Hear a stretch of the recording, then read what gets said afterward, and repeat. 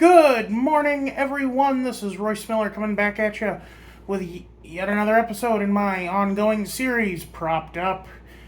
This week, I took a stop off at Al's Toy Barn in the Tri-City area, and I picked up Buzz Lightyear.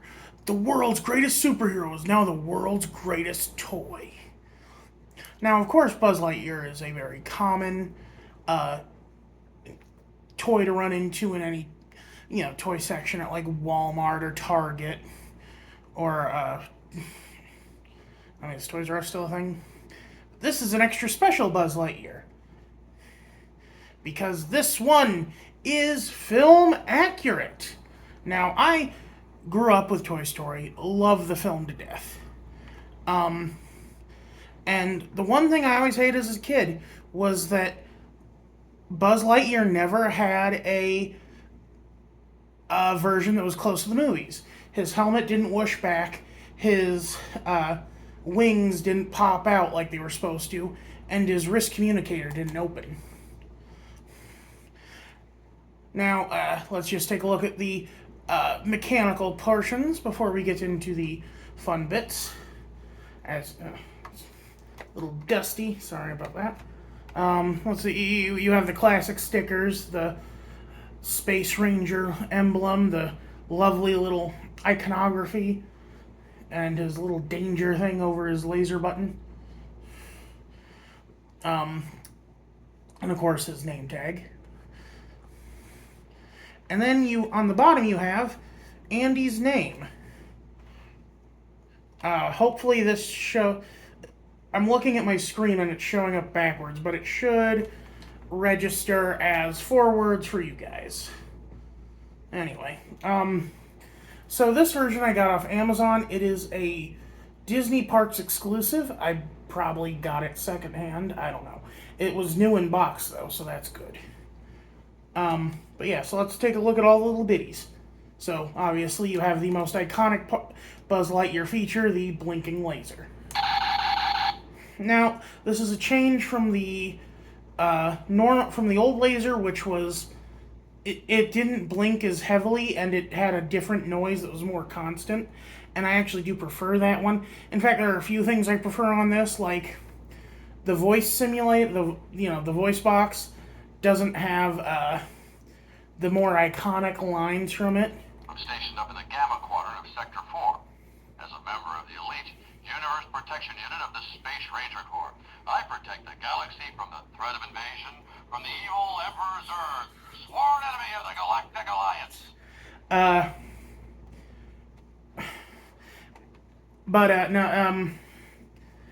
And then this part, which is new to this model, the helmet actually does loop back. Now, unfortunately, obviously, due to technical limitations, they can't have it go all the way back into the thing because there's no real way to get it to go back forward. Like, if it went all the way back into his chassis, I guess you'd call it. I almost said carapace, which Buzz Lightyear's an insect, I guess. That would and that would make it hard to come back out, because this is easy to spring load back in, but it'd be really difficult to spring load it in and then back out. Granted, you could probably have some kind of like small motor, but that, this is a $30 toy. You're not going to be getting a motorized helmet that whooshes back and forward as fast as it does in the movie. So honestly, I think the spring-loaded snap back, snap, and manual snap forward is plenty good. Then of course you have his wrist communicator, which is not in the model I grew up with. It's really nice. I love that. I wonder if there's unfortunately, I don't think there's a Made in Taiwan sticker under it. Where was this Buzz made anyway? Made in China. Well, anyway, and then this part is especially new to this feature. Let me just get that out there. You know it's coming. Use your karate chop action. Hey, how are you doing that? So apparently earlier versions of the film accurate model had issues with the karate chop action, where it would constantly be at kind of a 10 hut position. 10 hut. Acha. So to fix that, they created sort of a lock where you just pop it around his waist and into his very iconic, hero pose, and it locks into place. And obviously this one is just a normal one.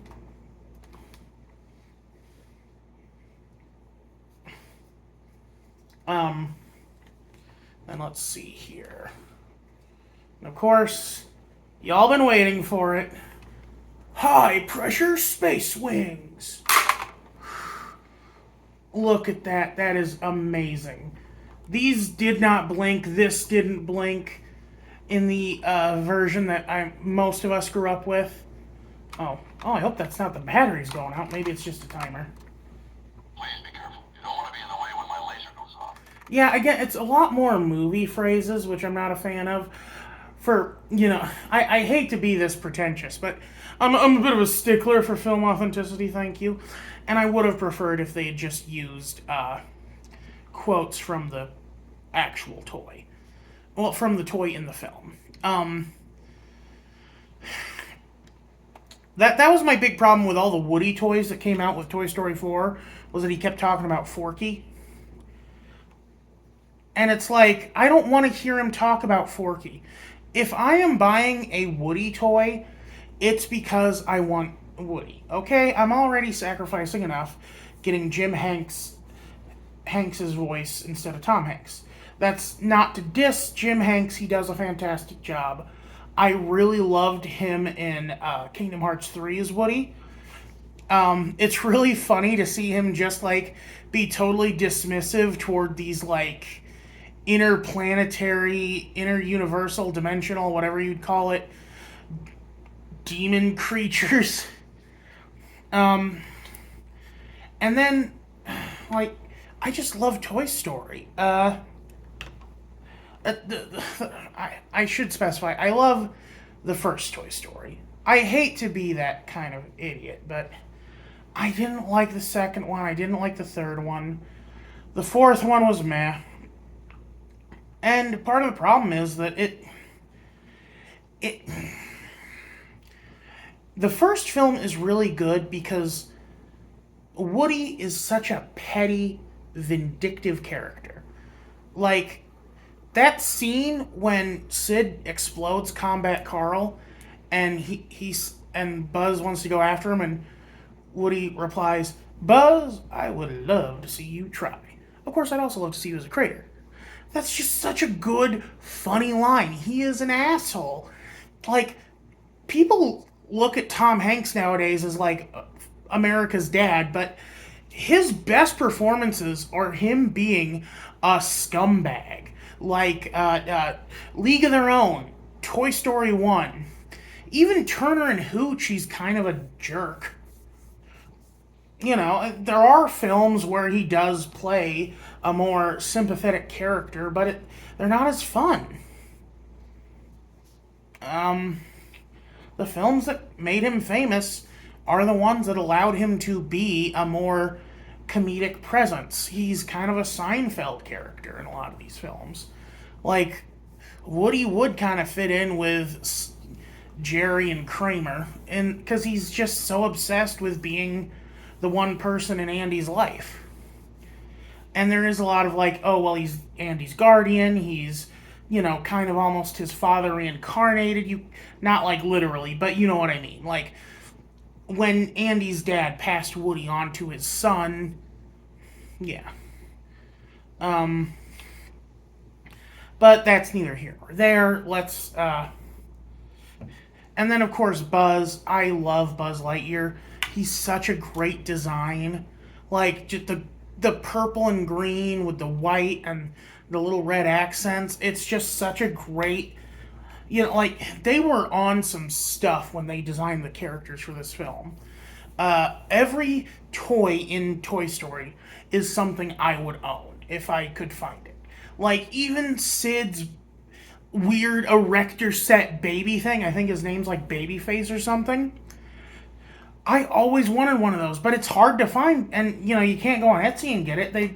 Well, I think you can nowadays, but they're like $100, and it's like I don't want to pay that much for an erector set with a baby doll's head on it. I could probably make my own, pretty easy, but that'd be a lot of time and effort. Also, I need to find a metal erector set with the proper pieces. Anyway, now I actually think that Sid is kind of like he's not. I don't even think he's hated, but I think that like the films treat him pretty poorly because he doesn't know that the toys are sentient, and he's a very creative child. Like I was doing the same exact BS to my toys as a kid. I once took a match to a ninja, to like a yellow ninja toy that I had, trying to make him like Meltman from Action Squad Now or whatever. The Kablam show that had like a parody of a parody of Wonder Woman, a parody of He-Man, and one of the characters was called Meltman or whatever, and his power was that he was made of cheap plastic and melted in the sun. And then there was another guy who was like a diver, but because he was a toy, the only thing he dived in was the toilet. Anyway, that's like a bad version of Toy Story. Well, it's like a gross out version of Toy Story, also live action. Anyway, but and of course, when talking about Buzz Lightyear or Toy Story in general, you gotta address the controversy. The first film, which I still love with all my heart, has several problematic people in it. Of course, you have John Lasseter, you have Tim Allen, and you have what is his name? The guy who made Buffy. Oh God, that guy, Joss Whedon. They all are a part of the film, and I'm willing to say that they didn't contribute as much as they thought they did. I will say, I hate to give Katzenberg this much credit, but I think him trying to make Woody as vile as he did, when Pixar walked him back, they struck that perfect line between being a prick and being a good person, where they made Woody very human. Ironic, being he is a pull string doll. But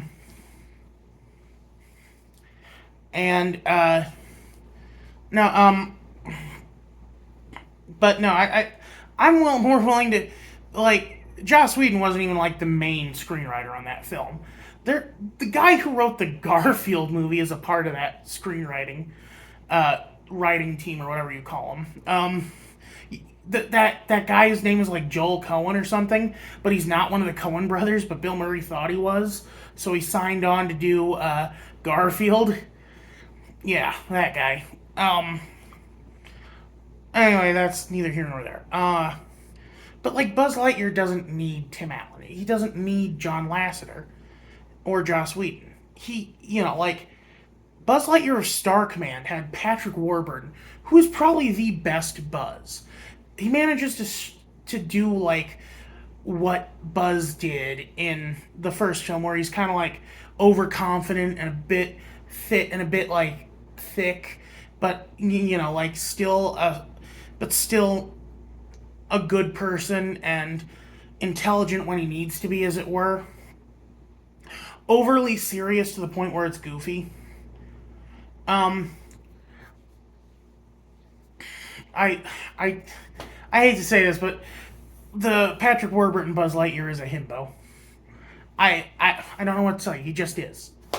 And then what else? And also, like, that's another thing I don't like about the second and third Toy Story film. the second film, they both they both retread the Buzz thinks he's a real spaceman bit. And it's so good in the first film, and they just do not get to that level again. Like, the my eyes could have been sucked out of their sockets. And Woody just roasting him. You mean you think you're the real Buzz Lightyear?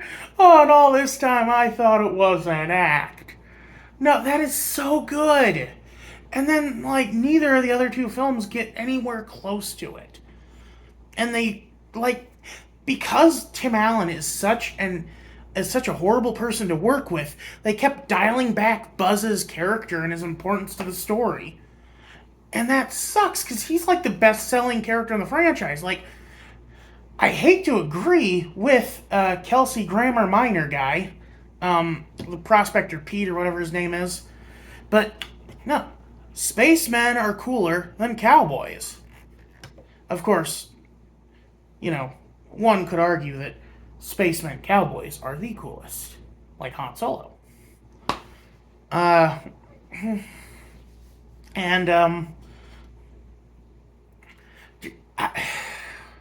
how do I say this?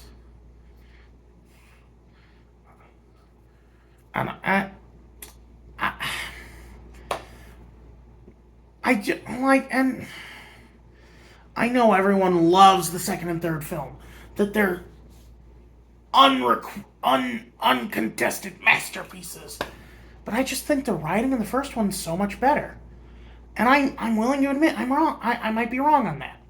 I'm in the minority here. I'm the idiot. I still think y'all are wrong for dissing Last Jedi, but we'll cover that when we get to it. And then the fourth film happened. I saw it in theaters, and the thing I remember most from it is getting kicked in the back of the seat a bunch because there was a kid behind me. Which,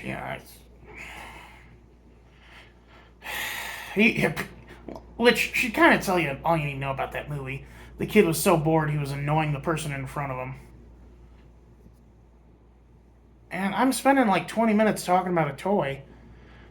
But, this is a deeply personal thing to me. Like, I feel bad now because I fumbled over my words last week trying to describe the Owl House key, which I love the Owl House. Probably even more than Toy Story if I really think about it hard enough, but it's hard to talk about something that doesn't really need an intro. No, how do I say it? It's hard to talk about something really that good that you don't have because even though it is really good, I don't have the personal connection to it that I do to Toy Story because I grew up with Toy Story. I had the VHS. My mom and grandma have stories about me 3 or 4 years old, glued to the TV, it getting to the credits, hitting the rewind button, and watching the movie all over again. That's how much I love Toy Story. And I've got other toys from the movie too, back at the apartment back at my old house that I need to rescue. I have Ham. He's an actual piggy bank that I keep stuff in. Slinky and Rex. Arguably the only one that's actually very close to the original is Ham because, unfortunately, it's hard to get a movable jaw on a T-Rex, and Slinky, you can't just have a Slinky dog that goes uncontested. It'll stretch itself out. It'll hurt itself. It'll. Anyway, but no, it's a fantastic film, and I love the universe it sets up. And I know what you're all thinking. You're like, well, gee, Royce doesn't like Tim Allen. He loves the fiction of Buzz Lightyear, and he is kind of a simp for, and he's pretty basic in his taste. He must really like Lightyear. I haven't seen Lightyear. I'm sorry. I can't form an opinion on it right now. I'm sure it was good. It's got Taika Waititi and Chris Evans in it. I like them. But it wasn't really in the cards, and I just haven't put aside the time to watch on Disney Plus.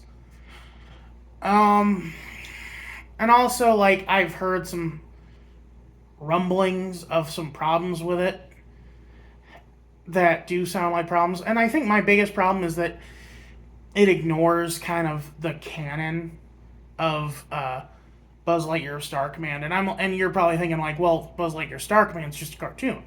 This is probably a different part of the franchise or something. And like, that's true, but like, I still would have like the Buzz Lightyear that we are kind of shown. It is like this a good version of it, like, not a good,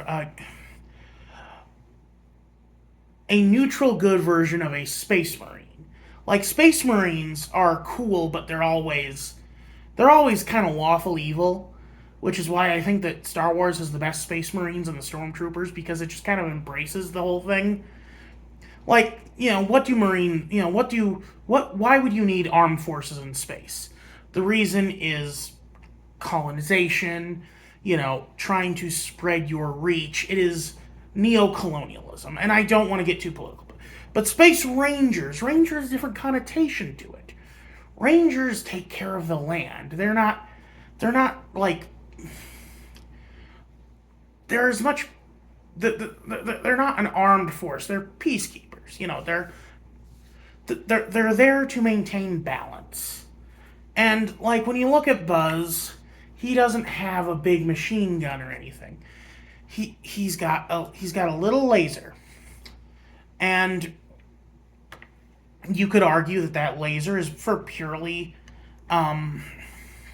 non-violent purposes. Like, I think like most of the time we see Buzz like saving people, so he's like carving up debris that's coming down, or he's and although there is that line in the first movie where Buzz says, "I set my laser from stun to kill," which I think was more of a reference to Star Trek, but I mean, like, look, we all know that Disney is full of nerds. They cast their favorite TV characters as in their movies.